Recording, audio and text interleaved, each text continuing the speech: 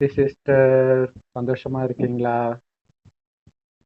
ஓம் சாந்தி brother, சந்தோஷமா இருக்கோம். ரொம்ப நாளைக்கு அப்புறம் சந்திக்கிறோம். அதுலயும் திருப்பி கால் அதுலயும் குறிப்பாக இப்ப பைபிள் முதல்ல நம்ம இணைஞ்சு சேவை பண்றோம். இது பழைய ஏற்பாடுல 1 அதிகாரம் 17 நாம அதுல இருந்து பார்க்க போறோம். ரொம்ப இன்ட்ரெஸ்டாவே இருக்கும் இது. இதுல என்ன சொல்றாரு கடவுள் அப்படின்னா, தாவீது அவன் வீட்டுல இருக்கும்போது தீர்க்கதரிசியான நாத்தானை நோக்கி கேக்குறான். நான் வந்து கேதுரு மர வீட்டுல வாசம் பண்றேன். கர்த்தருடைய உடன்படிக்கை பெட்டிய திரையின் கீழே இருக்குது அப்படின்னு சொல்றான். அப்ப நாத்தான் தாவீதை பார்த்து, உன்னுடைய இருதயத்தில் இருக்கிறத எல்லாம் செய்யுங்க, தேவன் உம்மோடதான் இருக்கிறார் அப்படின்னு சொல்றாங்க. அப்புறம் அன்னைக்கு ராத்திரியே தேவனுடைய வார்த்தை நாத்தானுக்கு சொல்றாரு, தாவீதை நோக்கி சொல்றாரு, நான் வசமா இருக்க, நீ எனக்கு ஆலயம் கட்ட வேண்டாம். இஸ்ரவேலை வரப்பண்ணின நாள் முதல்ல இருந்து இன்னை வரைக்கும் ஆலயத்துல வாசம் பண்ணாமல் ஒரு கூடாரத்துல இருந்து மறு கூடாரத்துக்கு வாசஸ்தலத்துக்கு போயிட்டு இருக்கிறேன். நான் சகர இஸ்ரவேலரோட இருப்பேன். அப்புறம் உன்னோட சந்ததிக்கு பின்னாடி வரும்போது நான் நிலையா இருக்க பண்ணுவேன். அவன் எனக்கு ஆலயம் கட்டுவான் அப்படின்னு சொல்றாரு. அதுக்கப்புறம் தாவீது ரொம்ப நன்றி, என்ன இத்தனை இதுக்காக கழிச்சு என்ன நீங்க என் நிலைக்கு பண்ணிட்டீங்க, என்ன ராஜாவாக்கிட்டீங்க, உங்களோட மகிமை போதாது, நீங்கதான். அப்புறம் இஸ்ரவேலருக்கு ஒரு இடத்தையும் ஏற்படுத்தி கொடுத்துறாரு ஆண்டவர். இதுல முக்கியமான விஷயம் என்னன்னா, அந்த தாவீது கடவுள் கிட்ட பேசுறது ரொம்ப சூப்பரா இருக்கும். இதுக்கெல்லாம் நான் பாத்திரமே கிடையாது, நான் எம்மாத்திரம், என்னை இந்த அளவுக்கு மகிமைப்படுத்தி இருக்கிறீங்க. அது ரொம்ப முக்கியமான விஷயம். ஏன்னா இன்னைக்கு மனிதர்கள் ஏன்னா இன்னைக்கு சில நடிகர்கள், டைரக்டர்கள்லாம் நாஸ்திகர்களாகி, உங்களுக்கு கடவுள் நம்பிக்கை இருக்குதான்னும் பொழுது, எனக்கு கடவுள் எதுவும் பண்ணதில்லை, அதனால எனக்கு கடவுள் தேவையில்லை அப்படின்னு பெருமையா சொல்லிக்கிறாங்க. ரஞ்சித் இந்த மாதிரி ஆட்கள்லாம். அப்ப அவங்க இப்ப உயர்ந்திருக்கிறாங்கன்றது கூட அவங்களுக்கு அவங்க உழைப்புனால உயர்ந்ததா நினைச்சுக்கிறாங்க.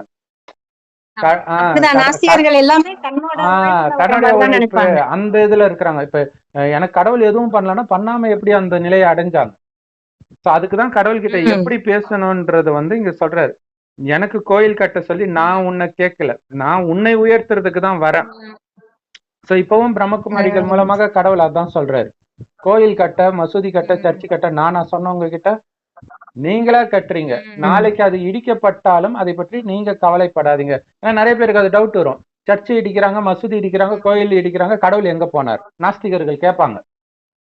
அப்ப கடவுள் சொல்றாரு, நான் உங்களை கட்டவே சொல்லலையே, நீங்களா கட்டுறீங்க, நீங்களா இடிக்கிறீங்க. எப்படி பிள்ளையார் சதுர்த்திக்கு அவங்களா வாசம் பண்ணல அப்படின்னு சொல்றாரு, நாங்க வாசம் பண்ணல அப்படின்னு சொல்றாரு. பிள்ளையார் சதுர்த்திக்கு அவங்களா எடுத்தாடுறாங்க, மண்ணுல இருந்து பிள்ளையார வைக்கிறாங்க, அலங்காரம் பண்றாங்க, கடைசியில தண்ணியில கரைக்கிறாங்களே, அந்த மாதிரிதான் இது. அதுக்கும் உங்களுக்கும் சம்பந்தம் கிடையாதுன்ற.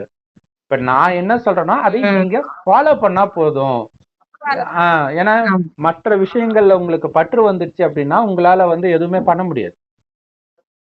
அதனால மற்றதுக்கும் உங்களுக்கு சம்பந்தம் இல்லைன்னா என்ன அர்த்தம்? அதெல்லாம் உடல் சார்ந்த மதங்கள். நீங்க உடம்பே கிடையாது, ஆத்மா. அப்ப உடல் சார்ந்த மதம் எப்படி உங்களுடையதா இருக்கும்?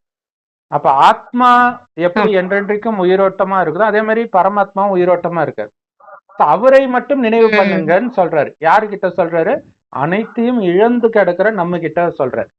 சோ அங்கதான் தாவீது ஒரு ஆடு மேய்க்கிறவனா இருந்திருக்கிறான். ஆடு மேய்க்கிற உன்னை நான் இவ்வளவு உயர்த்தினேன் அப்படின்ட்டு கடவுள் சொல்றாரு.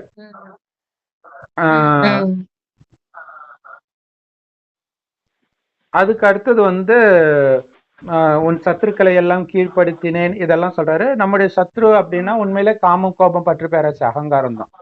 சோ அது இருக்காது சொர்க்கத்துல. அதனாலதான் நம்ம அங்க உயர்வாக இருக்கிறோம், எந்த எதிரியும் இல்லாம இருக்கிறோம். அதுக்கப்புறம் சொல்றாரு, உனக்கு பின்பு உன்னுடைய பிள்ளையில ஒருத்தன்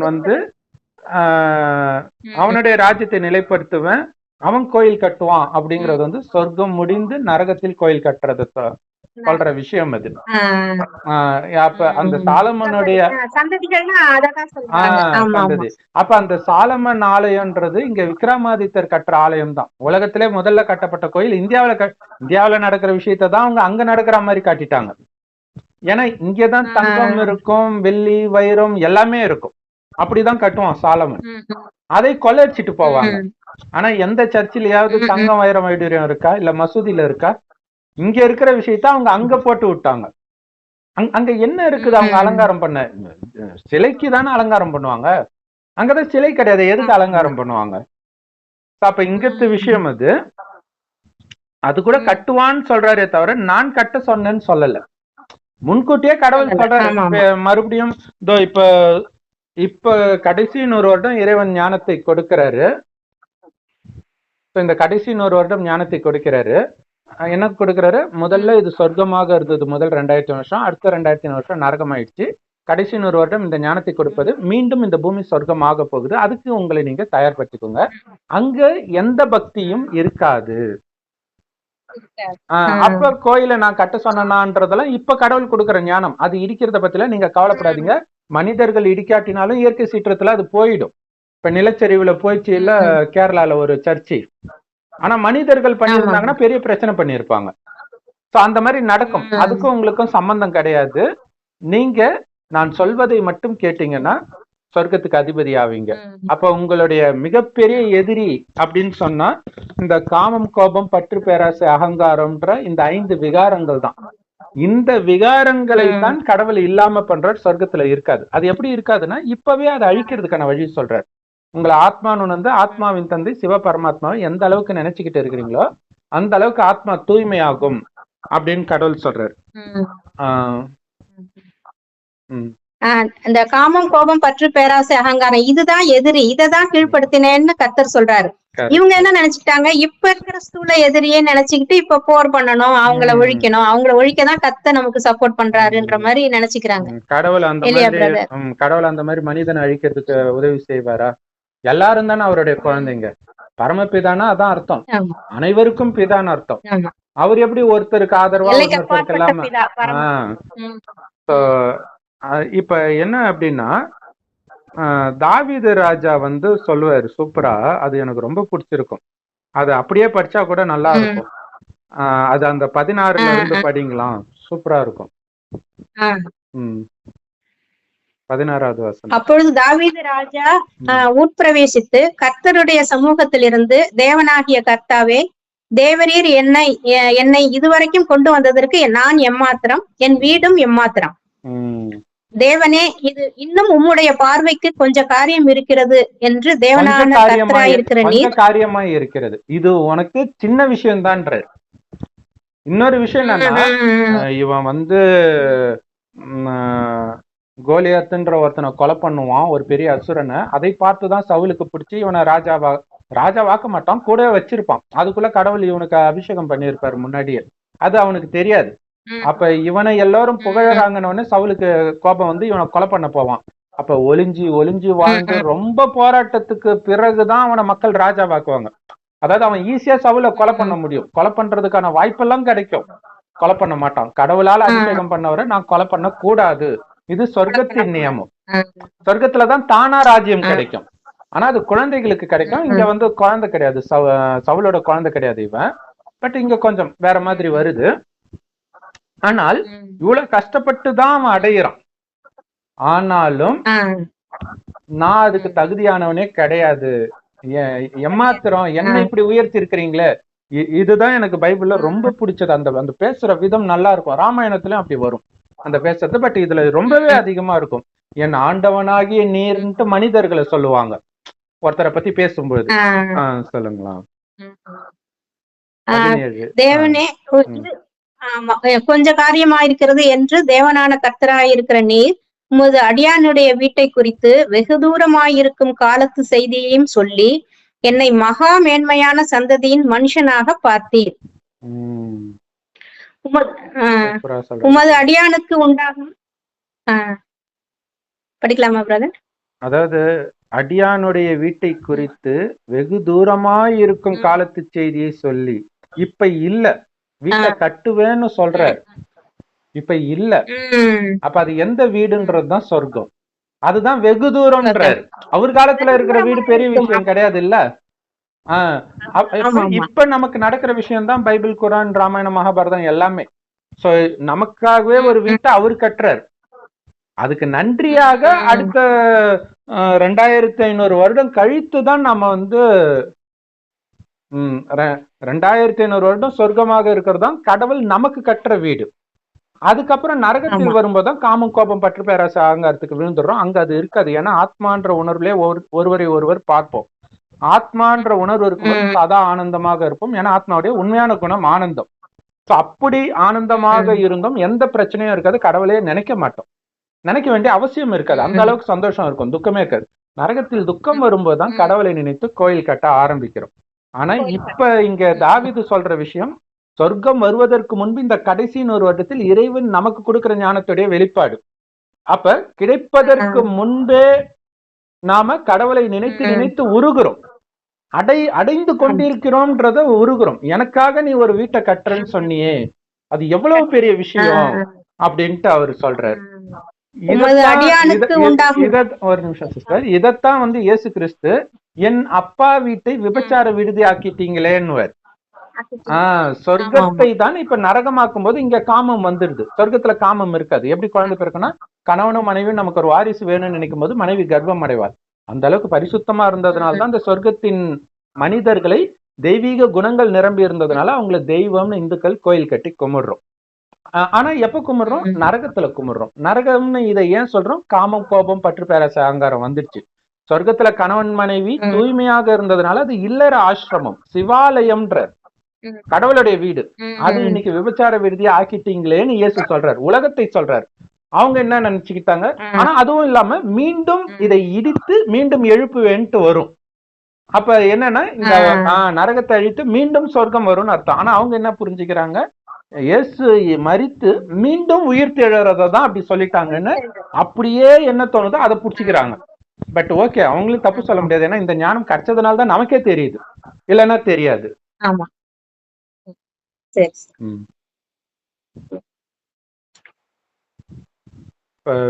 என்னை அப்ப பாருங்க, என்னை மகா மேன்மையான சந்ததியின் மனுஷனாக பார்த்தீர். அப்ப மேன்மையான சந்ததி உலகத்திலே சொர்க்கம் தான். அந்த தேவதையின் சந்ததியா என்ன பார்த்தீர் அப்படின்னு சொல்லப்படுது. சொல்லுங்க சிஸ்டர். 18 உமது அடியானுக்கு உண்டாகும் கணத்தை பற்றி தாவீது அப்புறம் உம்மோடே சொல்வது என்ன? தேவரீர் உமது அடியானை அறிவீர், கர்த்தாவே உமது அடியானின் நிமித்தமும் உமது இருதயத்தின்படி. அது சொல்லும் போதே பாருங்களா, உமது அடியானை அறிவீர். இது வந்து கடவுள் கிட்ட பேசும்போது மட்டும் இல்ல, ஒரு ராஜா கிட்ட பேசும்போது, மற்றவர்கள் கிட்ட பேசும்போது கூட, உன் அடிமையாகிய நான் என் ஆண்டவரே அப்படின்னு அந்த தன்னை தாழ்த்தி குணம் வந்து அதை கேட்க கேட்க நமக்கு வந்துரும். ராமாயணத்திலயும் அது வரும், சூப்பரா இருக்கும். அப்ப என் கணம், அந்த மரியாதையை பற்றி நான் என்ன உங்ககிட்ட சொல்றதுக்கு இருக்குது? ஏன்னா நீங்க தான் அப்படி அதை உருவாக்குறீங்க. அப்ப நான் பெருமைக்குரியவன், நான் சொல்றதுக்கு எதுவும் இல்லை, நீங்க கொடுக்குறீங்க, நான் அடையிறேன். இன்னொரு விஷயம், இதுக்கு முன்னாடி வீடியோல வந்து சொல்லியிருப்போம், தாவீது கூட சண்டை போடுறதுக்கு வருவாங்க. தாவீது பெரிய பலசாலி தான், இருந்தாலும் தாவீது என்ன பண்ணுவான்? கடவுள் கிட்ட வந்து தீர்க்கதரிசி மூலமா கேட்பான், அவர்களை என் கையில் ஒப்பு கொடுப்பீரா? நான் ஜெயிப்பனான்னு கேட்கல, நீங்க ஒப்பு கொடுப்பீங்களா? ஒப்பு கொடுக்கறது அப்ப ஜெயித்தாருன்னு அர்த்தம் கிடையாது, கடவுள் கொடுத்தாரு, அவ்வளவுதான். அது சூப்பரான லைன், அது ரொம்ப பிடிச்சிருந்தது.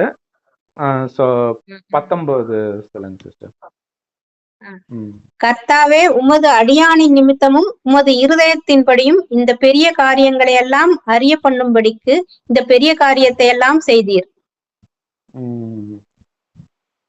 உமது அடியானின் நிமித்தமும் உமது இருதயத்தின்படியும். அப்ப பாருங்களா, இந்த பண்ணது எல்லாமே நீங்க தான் சொல்லிட்டான் இல்லையா?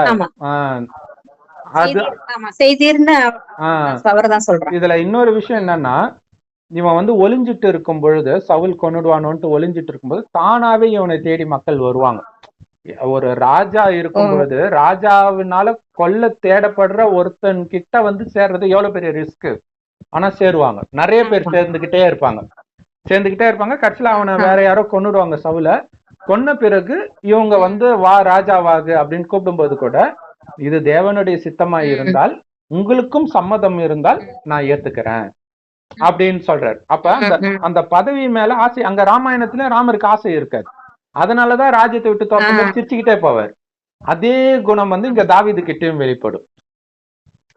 அப்ப என் நிமித்தமா பண்ணதும் நீங்க தான் அப்படின்னு சொல்றாங்க. சொல்லுங்க சிஸ்டர். கர்த்தாவே, நாங்கள் எங்கள் காதுகளால் கேட்ட எல்லாவற்றின்படியும் தேவரீருக்கு நிகரானவர் இல்லை, உம்மை தவிர வேற தேவனும் இல்லை.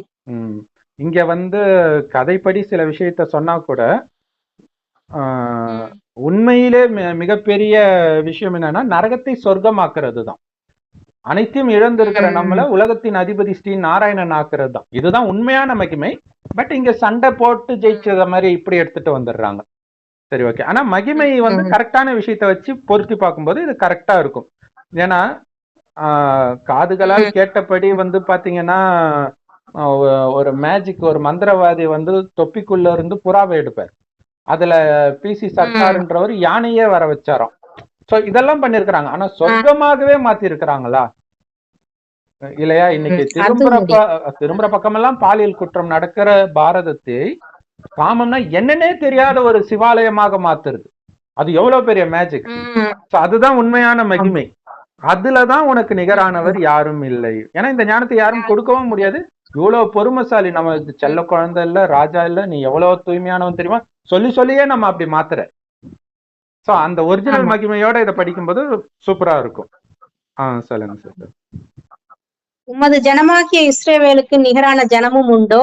பூலோகத்தில் இந்த ஒரே ஜாதியை தேவனாகிய நீர் உமக்கு ஜனமாக மீட்கும்படி பயங்கரமான பெரிய காரியங்களினால் உமக்கு கீர்த்தியை உண்டாக்கி, நீர் எகிப்திற்கு நீங்களாக்கி மீட்ட உமது ஜனத்துக்கு முன்பாக ஜாதிகளை துரத்தி உமது ஜனமாகிய இஸ்ரவேல். இது அந்த ஆரம்பத்து கதையை சொல்றார். மோசஸ் அடிமைகளை மீட்கும் போது ராஜா விட மாட்டான், கடினப்படுத்திட்டே இருப்பான். அப்ப என்னென்னமோ மேஜிக் பண்ணுவார் கடவுள். ஒரு கம்ப பாம்பா மாத்துவாரு, கயிறா மாத்துவாரு. அதுக்கப்புறம் ஊரெல்லாம் ரத்த வாடை அடிக்க வைப்பாரு, நோய் வர வைப்பாரு, தவளையா இருக்கும், அடுத்தது மூட்டைப்பூச்சி விட, இந்த மாதிரி நிறைய விஷயங்கள். ஒவ்வொரு தடவையும் அவன் சரி அப்படின்னு போவான், அடுத்த நாளே மனம் கடினமாயிடும். இது கதைப்படி. ஆனா நிஜத்தில் இங்க இஸ்ரவேலர்ன்றது நம்ம தான். நம்மை 5 விகாரத்துல இருந்து கடவுள் மீட்கிறார். மீட்கும் பொழுது நாம படுற பாடு இருக்குது பாருங்க, இல்லையா? கணவன் மூலமா தொல்லை, மனைவி மூலமா தொல்லை, அப்பா அம்மா மூலமா தொல்லை, நண்பர்கள், சமுதாயம் எல்லாம். அதுவும் கடவுள் வந்த புதுசுல ரொம்ப எதிர்ப்பு இருந்தது. இவங்க கணவன் மனைவி எல்லாம் சகோதரன் சகோதரியா மாத்திடுறாங்க, காமம் தப்புன்னு சொல்றாங்கன்ட்டு. சோ அதனாலதான் சொல்றாரு, இதை விட உயர்ந்தவர்கள் யாரும் இல்லைன்னு இங்க தாவீது சொல்றாரு. ஆனா கடவுளே சொல்றாரு, உங்களுக்கு சமமா சொர்க்கத்தின் தேவதை கூட கிடையாதுன்ற. அப்ப இந்த ஒரு ஜாதி நீங்க போட்டிருக்க இந்த குலம், இதுதான் உயர்ந்த குலம். சோ அதற்காக எவ்வளவு அற்புதங்கள், அதான் கடவுளுடைய அற்புதம் உதவி எல்லாம் எப்ப கிடைக்கும்னா தைரியம் வைத்தால் கிடைக்கும்ன்ற, இல்லையா? நான் தூய்மையா தான் இருப்பேன்னும் போது அங்க தைரியம் கிடைக்கும். எதையும் இழக்க தயார்னும் போது அங்க உதவி கிடைக்கும். சோ அப்ப உமது ஜனத்திற்கு முன்பாக ஜாதிகளை துரத்தி அப்படிங்கிறது மற்றவர்கள் முன்னாடி இவங்களை உயர்த்துறாரு அப்படின்னு அர்த்தம். மற்றபடி யாரையும் துரத்துறதெல்லாம் கடவுள் சொல்லி கொடுக்கறது கிடையாது. பட் இந்த கதைப்படி பாத்தீங்கன்னா இவர் போகும்போது மத்தவங்க எல்லாம் ஓடி போயிடுவாங்க, சண்டை போடும்போது மத்தவங்க போயிடுவாங்க. அதே மாதிரிதான் இங்கேயும் பாத்தீங்கன்னா இந்த மாயையை துரத்துறாங்கன்னு சொல்லலாம், இல்லையா? மற்றவர்களுக்குள்ள இருக்கிற மாயை, எந்த கணவன் மனைவியை டார்ச்சர் பண்றானோ காமத்துக்காக, அதே கணவன் ஒரு டைமுக்கு பிறகு அவனே பிரம்மகுமாரி சென்டர்ல இட்டாந்து விட்டுட்டு போவான். சில சமயம் அவரே பிரம்மகுமாரியாவும் மாறிடுவார். இந்த மேஜிக் எல்லாம் நடந்துட்டு இருக்குது. சோ அதுதான் அவங்களுக்குள்ள இருக்கக்கூடிய அந்த விகாரங்களை துரத்துற, மனிதர்களை துரத்துறது கடவுளுடைய வேலை கிடையாது. கர்த்தராகிய நீர்தாமே அவர்களுக்கு தேவரானீர். என்றைக்கும் உமது ஜனமாயிருப்பதற்கு அவர்களை நிலைப்படுத்தி கர்த்தராகிய நீர்தாமே அவர்களுக்கு தேவரானீர். இஸ்ரவேலர் என்றைக்கும் இப்போதும் கர்த்தாவே. ஓகே ஓகே ஓகே, சொல்லுங்க. இப்போதும் கர்த்தாவே, தேவரீர் அடியானையும் அவன் வீட்டையும் குறித்து சொன்ன வார்த்தை என்றென்றைக்கும் நிலைவரப்பட்டிருப்பதாக தேவரீர் சொன்னபடியே செய்தருளும். இந்த விஷயம் அது நிலைவரப்பட்டு இந்த ஒரு ஜென்மத்துக்கு மட்டும் சொன்ன மாதிரி பைபிள்ல இருக்கும். ஆனா அது 21 ஜென்மத்திற்கான விஷயம். சொர்க்கத்துல 21 ஜென்மம் இருக்கும். எந்த இவன் சொத்தை அபகரிக்கணும் இந்த மாதிரி எண்ணமே இருக்காது. நிம்மதியா, அதாவது தங்க செங்கற்களால் கட்டப்பட்ட மாட மாளிகை இருந்தாலும் கதவு ஜன்னல் இருக்காது. ஆயிரக்கணக்கான வேலைக்காரர்கள் இருந்தாலும் சிசிடிவி கேமரா இருக்காது. முதலாளி வெளியில போய் ஜாலியா சுத்திட்டு வருவாங்க. யாருக்கும் திருடணுன்ற எண்ணமே வராது. அந்த மாதிரி உலகத்தை கடவுள் கொடுக்கிறார். அதுதான் அந்த அற்புதமான வீட்டை பத்தி சொல்லல. வீட்டை கட்டுவேன்னு சொல்லியிருக்காங்க தவிர அந்த வீடு எப்படிப்பட்ட இடம் அப்படிங்கிறது அங்க சொல்லப்படல. சொல்லுங்க சிஸ்டர். அது நிலைவரப்பட்டிருக்கவும் இஸ்ரவேலின் தேவனாகிய சேனைகளின் கர்த்தர் இஸ்ரவேலுக்கு தேவன் என்றும் உமது அடியானாகிய தாவீதின் வீடு உமக்கு முன்பாக திடமானதென்றும் சொல்லப்படுவதனால் உமது நாமம் என்றைக்கும் மகிமைப்படவும் கடவது. இப்ப இங்க இஸ்ரவேலின் தேவனாகிய கர்த்தர்னும் போது எடுத்தோடனே நிறைய பேருக்கு தோன்றது என்னன்னா, அப்படின்னா கடவுள் என்ன பாலிடிக்ஸ் பண்றாரா, ஒருத்தர் மட்டும் பிடிச்சவங்க இன்னொருத்தவங்களுக்கு பிடிக்கல அப்படின்னு தோணும். ஆனா இதோடைய உண்மையான அர்த்தம் என்னன்னா, கடவுளுக்கு எல்லாரையும் பிடிக்கும். ஆனா உங்களுக்கு கடவுளை பிடிக்குதான்னு தான் இங்க பிரச்சனை இல்லையா?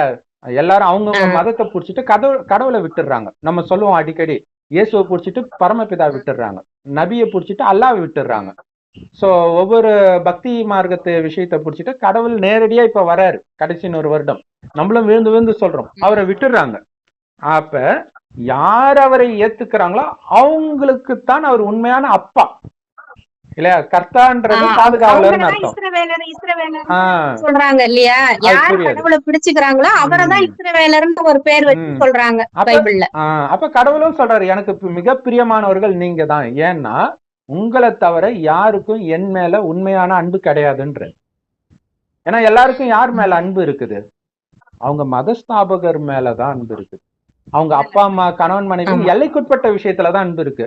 ஆனா இங்க நமக்கு கடவுளை தவிர எதன் மீதும் அன்பு கிடையாது, யார் மேலேயும் அன்பு கிடையாது. மதத்தின் மீது கிடையாது, அப்பா அம்மா மேல, கணவன் மனைவி குழந்தை எதுவும் கிடையாது. முழுக்க முழுக்க கடவுள் மட்டுமே எனக்கு எல்லாமே. அப்படி இருக்கிறதா இங்க ராமாயணம். தசரதருக்கு எப்படி மனைவி தசரதருக்கு மனைவி மேல மோகம் இருக்கும், குழந்தை மேல மோகம் இருக்கும். ராமருக்கு மனைவி மேலேயும் மோகம் போக போக விட்டுடுவாரு. அடுத்தது குழந்தை மேலேயும் மோகம் இருக்காது, கடைசியில சகோதரன் மேலேயும் மோகம் இருக்காது. அப்படின்னு என்ன, கடவுளை தவிர எனக்கு யாருமே இல்லைன்றவங்கதான் கடைசியில ஒரு சொர்க்கத்துக்கு போற மாதிரி காட்டுவாங்க. அப்ப அந்த வீடு திடமானது என்றும் சொல்லப்படுவதனால் உமது நாமம் என்றைக்கும் மகிமைப்படுவது. சோ அவருடைய நாமம் மகிமைப்படுறதுக்கு காரணமே அவர் உருவாக்கிய சொர்க்கமும் அந்த சொர்க்கத்துக்கு நம்மை தகுதிப்படுத்துறதும் தான். ஆனா இந்த விஷயம் எந்த சர்ச்சிலையுமே போதிக்க மாட்டாங்க. மெயினா இதெல்லாம் ஒரு விஷயமாவே எடுத்துக்க மாட்டாங்க ஃபர்ஸ்ட் இல்லையா? அவங்க ஒரு ஆக்ரோஷமான பஞ்ச் டயலாக் மாதிரி உள்ளதுதான் எடுப்பாங்க. கர்த்தர் உங்களை ஆசீர்வதிப்பாராக, உங்கள் எதிரிகளை முடக்கி போடுவாராக. கடவுளை நிந்தனை பண்ணிட்டு இருக்கிறாங்கன்னு கூட அவங்களுக்கு தெரியல.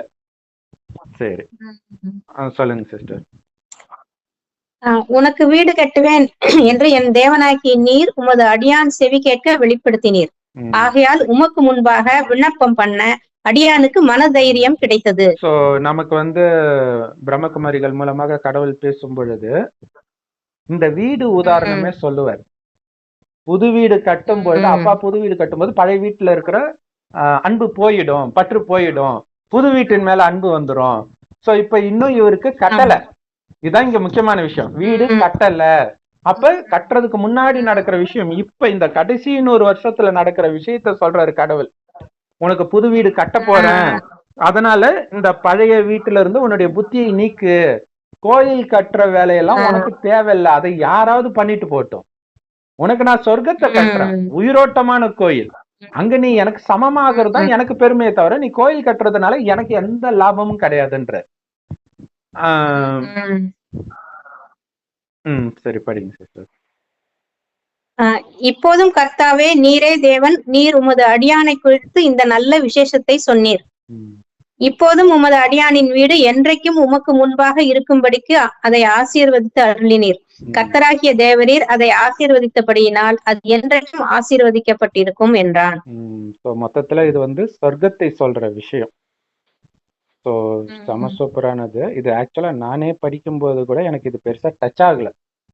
இது ஒரு வாரம் முன்னாடி எடுக்கணும்னு இருந்தேன். அன்னைக்கு நைட்டு தூக்க கலக்கத்துல எடுக்க முடியல, போன் ஆஃப் ஆயிடுச்சு. ஸோ இன்னைக்கு தான் எடுக்கணும்னு இருக்குது. சரி, ஓகே சிஸ்டர். இப்ப 1 நாளாகமம் 18வது அதிகாரத்துல நம்ம பாக்குறோம். இதுல என்ன ஆகும்னா தாவீது வந்து நீங்க சொல்லுங்க சிஸ்டர். இதற்கு பின்பு தாவீது பெலிஸ்தரை முறியடித்து அவர்களை கீழ்ப்படுத்தி காத் பட்டணத்தையும் அதன் கிராமங்களையும் பெலிஸ்தரின் கையில் இருந்து பிடித்துக் கொண்டான். ஆமா, இந்த இது ஃபுல்லாவே என்ன வரும்னா இவங்களை எதிரிகளை எல்லாம் துரத்தி அடிப்பான். அவ்வளவுதான். ஸோ இதுல பாத்தீங்கன்னா ஃபுல்லாவே வந்து எதிரிகளை எல்லாம் இவரு முறியடிக்கிறாரு.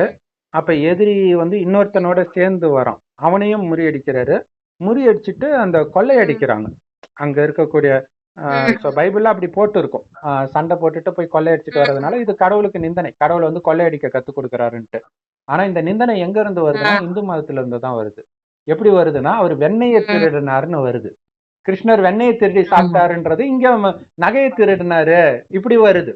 அததான் கடவுள் சொல்றாரு, நீ 1 ரூபாய் திருடினாலும் திருட்டுதான், 1 கோடி ரூபாய் திருடினாலும் திருட்டுதான், எந்த திருட்டும் இருக்கக்கூடாது. அதுவே வந்து நிஜத்தில் நடக்கல. கிருஷ்ணர் வெண்ணையெல்லாம் திருடல, அவரு இளவரசன், அவர் எதுக்கு என் வெண்ணையை திருடணும்? சோ அது கற்பனை கதை தான். எல்லா மதத்தின் வேதங்களும் கற்பனை கதை தான், ஆனா அதுக்குள்ள ரகசியம் இருக்குது. சோ அப்ப இங்க வந்து கொள்ளையடித்தார்னு சொல்லப்படுறதுக்கு காரணம் வந்து ஆக்சுவலா அந்த இந்து மதத்துல வந்து சுடுகாட்டுல ஒரு ஃபங்க்ஷன் வைப்பாங்களே, என்ன ஃபங்க்ஷன் அது? அம்மனுக்கு மயான கொள்ளை, பேரே கொள்ளைன்னு வருது பாருங்க. மயானம் சுடுகாடு, சுடுகாட்டுல போய் என்னத்த கொள்ளை அடிக்கிறது? அப்ப இந்த கலியுகத்தின் இறுதி சுடுகாடா இருக்குது. திரும்புற பக்கம் எல்லாம் மரண ஓலம் கேட்டுட்டு இருக்குது. அது இல்லாம மனிதர்கள் கிட்ட எதுவுமே கிடையாது. இங்க என்ன இருக்கு கொள்ளையடிக்க? அப்ப இங்க கொள்ளையடிக்கல, இறைவனுடைய நினைவிலேயே இருந்து இல்லையா, நான் ஆத்மா, என்னுடைய தந்தை பரமபிதா செம்பு நிறமான ஒளி உலகத்துல நட்சத்திரமா இருக்காரு, அவரை தான் சிவன் அல்லான்னு மற்ற மதத்துல சொல்றாங்க. அப்ப அவரை நினைக்க ஆத்மா தூய்மையாகுது. எந்த அளவுக்கு தூய்மையாகுதோ காம கோபம் பற்று பேராசை அகங்காரத்துல இருந்து விடுபடுறோம். ஏன்னா இந்த காம கோபம் பற்று பேராசை அகங்காரம் தான் இறைவன் கொடுத்த சொத்தை நம்ம கிட்ட இருந்து அபகரிச்சுது. அப்ப இந்த எதிரி அழித்தவுடன் இது மீண்டும் உங்களுக்கு தானா கிடைக்குது. ஆனா அது தானா கிடைக்கிறதுனால அது ஒரு கொள்ளையடிக்கிற இல்ல, உழைக்காம வந்து அது திருடுறதுன்னு ஒரு அர்த்தம் இருந்துருது இல்லையா? சோ அந்த அர்த்தத்துல மயான கொள்ளைன்னு சொல்லுது. சோ அப்படிதான் நீங்க வந்து தங்கத்தை எல்லாம் திருடினாரு, இதையெல்லாம் திருடினாரு, இதை வைத்து அவருடைய பையன் ராஜா கோயில் கட்டினாருன்னு வரும். இவரு சேர்த்து வைக்கிறதெல்லாம் வச்சு கோயில் கட்டுவாரு. இன்னொன்னு இவரு இங்க சண்டை போடுறத பார்த்து மற்ற ராஜாக்களும் வந்து இவருக்கு நிறைய தங்கம் இதெல்லாம் கொடுப்பாங்க. ஏன்னா ஒரு பெரிய எதிரியை தோக்கடிச்சுட்டான், அப்படி இல்லைன்னா அந்த எதிரி அவங்க கூட சண்டை போட்டிருப்பாங்க. அதுக்காக பரிசா அவன் வந்து கொள்ளையடிக்கிறதுக்கு பதிலாக நீங்க எடுத்துக்கோங்கன்ட்டு கொடுக்குறாங்க. சோ இப்ப இது என்னன்னா உலகத்துக்கே எதிரி இந்த 5 விகாரம். இந்த 5 விகாரத்தை அழிச்சு உலகத்தையே நம்ம காப்பாத்துறோம். அதுக்கு பரிசாக தான் அந்த தங்கம் எல்லாமே கிடைக்குது. சோ இதை பற்றி தான் சொர்க்கம் ஆரம்பிக்கும் போது எல்லாமே நம்ம கிட்ட கிடைச்சிருது. தங்கம், வைரம், வைடூரி எல்லாமே கொட்டி கிடக்குது. கண்டிப்பா, இதுக்கு பரிசா. கண்டிப்பா. சோ இவ்வளவுதான் இந்த 18வது அதிகாரத்துல இருக்கும். இப்ப 19வது அதிகாரம் ரொம்ப இன்ட்ரெஸ்டாக இருக்கும். அது சொல்லுங்க சிஸ்டர். அதன் பின்பு அம்மோன் புத்திரரின் ராஜாவாகிய நாகாஸ் மரித்து அவன் குமாரன் அவன் ஸ்தானத்தில் ராஜாவானான். அப்பொழுது தாவீது சொல்லுங்க. ஆனோனின் தகப்பனாகிய நாகாஸ் எனக்கு தயவு செய்தது போல நானும் அவன் குமாரனாகிய இவனுக்கு தயவு செய்வேன் என்று சொல்லி அவன் தகப்பனுக்காக அவனுக்கு ஆறுதல் சொல்ல ஸ்நானாதிபதிகளை அனுப்பினான். தாவீதின் ஊழியக்காரர் என்னன்னா அப்பாவும் இவனும் ஃப்ரெண்டா இருக்கிறாங்க. அவன் இறந்த பிறகு பையன் அந்த இடத்துல வரான். சரி, அப்பா ஃப்ரெண்டா இருக்கிறானே, அவன் எனக்கு ஹெல்ப் எல்லாம் பண்ணான், அதே மாதிரி அவன் பையன் ராஜ்யம் பண்றதுக்கு நான் ஹெல்ப் பண்றேன்ட்டு ஆறுதல் சொல்றதுக்கு அனுப்புறாங்க. ஆனா இங்க ரொம்ப முக்கியமான விஷயம் என்ன அப்படின்னா, ஹெல்ப் பண்ண வரும்போது கூட இருக்கிறவங்க இருக்கிறாங்க பாங்க, அவன் என்ன உனக்கு ஆறுதல் சொல்ல வரான்னு நினைச்சியா? உன் பட்டணத்தை உளவு பார்த்து கொள்ளையடிக்க வரான் அப்படின்னு தூண்டி விட்டுருவாங்க. உடனே அப்படியா வரான் அப்படின்ட்டு அந்த தூதர்களை வந்து ஷேவ் பண்ணாலே அவங்களுக்கு அவமானப்படுத்துற மாதிரி இருக்கு. மகாபாரதத்தை பார்த்தா மொட்டை அடிப்பாங்க, மொட்டை அடிச்சு அவமானப்படுத்துற மாதிரி. சோ அது மாதிரி இங்க ஷேவ் பண்ணிட்டு ட்ரெஸ் எல்லாம் கண்ணா பின்னான்னு ஏதோ கொஞ்சம் ட்ரெஸ் மட்டும் வச்சு அனுப்புவாங்க. சோ இதை கேட்ட உடனே தாவீது வந்து அவங்களை அங்கேயே தங்க வச்சுட்டு வர சொல்லுங்க அப்படின்ற உடனே அவனுக்கு தெரிஞ்சிருது தாவீது நம்ம மேல கடுப்பா இருக்கிறான், உடனே என்ன பண்றான், இவன் வந்து நிறைய படைகள் அக்கம் பக்கத்துல இருக்கிற கூலிப்படை எல்லாத்தையும் கூட்டுக்கிட்டு வரான். இது தேவையா? அவன் உதவி பண்ண வந்தான். இன்னொருத்தர் பேச்ச கேட்டதுனால வந்த வினை என்னன்றது பைபிள்ல அடிக்கடி இருக்கும், நிறைய இடங்கள்ல இப்படி இருக்கும். இன்னொருத்தர் சொன்னதை கேட்டதுனால வினை. இதுக்கு முன்னாடி பாத்தீங்கன்னா ஒருத்தன் அதே மாதிரி மனைவி சொன்னதுக்கெல்லாம் ஆடுனதுனால அவன் ராஜ்யமே அழியும்.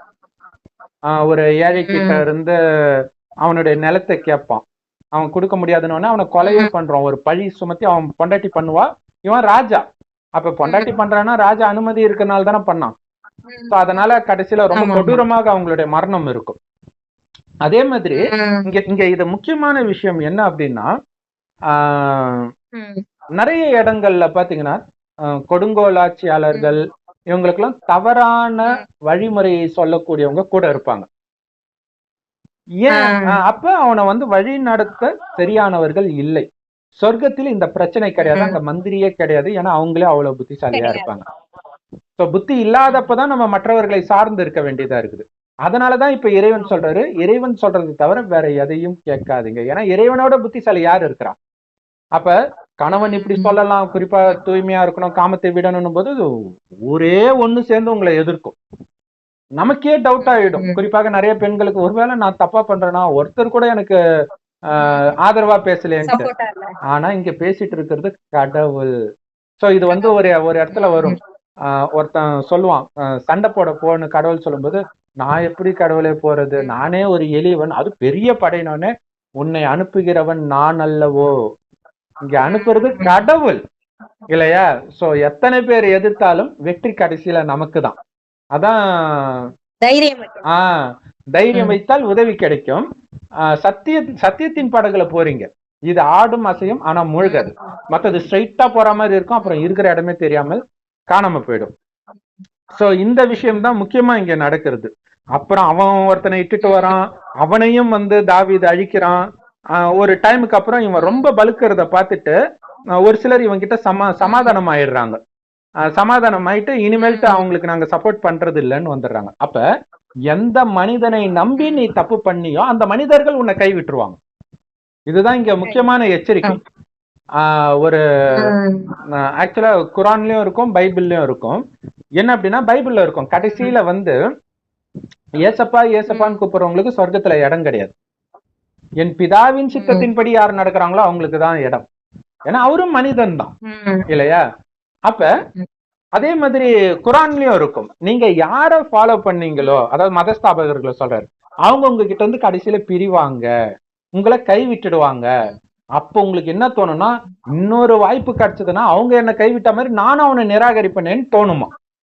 மொத்தத்துல ராஜ்யத்தை இழந்துடுறாங்க. அப்ப இறைவனுடைய ஞானத்தை மட்டும் பிடிக்கிறவங்க, இறைவனுடைய வழிப்படி மட்டும் நடக்கிறவங்களுக்கு தான் பாதுகாப்பு. ஆனா ஆரம்பத்துல அது கஷ்டம் மாதிரி தெரியும் இல்லையா? ராமர் வந்து சீதையை துரத்துறது இதெல்லாம் பாக்குறதுக்கு அநியாயம் மாதிரியே தெரியும் இல்லையா? லக்ஷ்மணனை துரத்துறது, குழந்தைய கூட உங்க அம்மாவை கூட்டுட்டு வா, நீ என் பையன் அவங்க வந்து சொல்லுன்னுவான். இதெல்லாம் ரொம்ப ஒரு சைக்கோத்தனமாக வில்லத்தனமாக இருக்கும். ஆனா அதுக்கு பின்னாடி ஆழமான ரகசியம் இருக்குது. அதே மாதிரி இறைவனுடைய வழியை ஃபாலோ பண்றவங்களை பாக்குறதுக்கும் மத்தவங்களுக்கு அப்படிதான் தெரியும். அவங்களுக்கு புரியாது, இன்னும் எல்லாம் ஜாலியா சினிமா கரிமீன் காமம்னு இருக்கிறாங்க, இவங்க நம்ம சாமியார் மாதிரி சின்ன வயசுல இருக்கிறாங்க அப்படின்னு தோணும். ஆனா இது கடவுளுடைய வழி.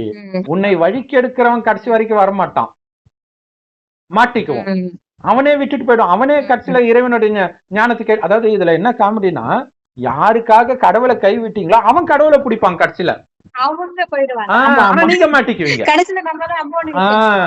இது இந்த விஷயம் தான் இங்க வருது. யாரை நம்பி நீ போனியோ அவன் போய் சரண்டர் ஆயிட்டான், இப்ப மாட்டினது யாரு?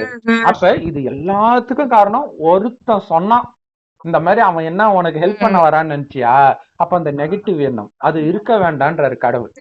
ஒரு உங்களுக்கு துரோகமே நடந்திருந்தா கூட நெகட்டிவ் எண்ணம் வைக்காதீங்க. ஏன்னா வச்சு அது உங்களுக்கு பழக்கமாயிடுச்சுன்னா உங்க வாழ்க்கையை அழிச்சிடும். சந்தேகம் வந்துருது, அதுதான் பூதாகரமாக்கி இவ்வளவு வேலையை பண்ண வைக்குது. கண்டிப்பா.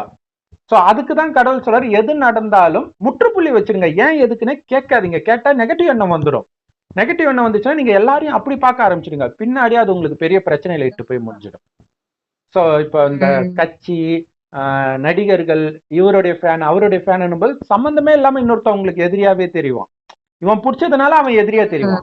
சோ அது உங்களுக்கு இருக்கக்கூடாது அப்படிங்கிற ஒரு மிகப்பெரிய செய்தி வந்து இதுல ஒளிஞ்சிருக்கு. அப்படி இருந்தா அவன் எந்த அளவுக்கு மோசமாக சீரழிவான் அப்படிங்கறது தான் இங்க இருக்குது. அப்புறம் ஒவ்வொருத்தரா வந்து இறக்குறாங்க. அதுக்கப்புறம்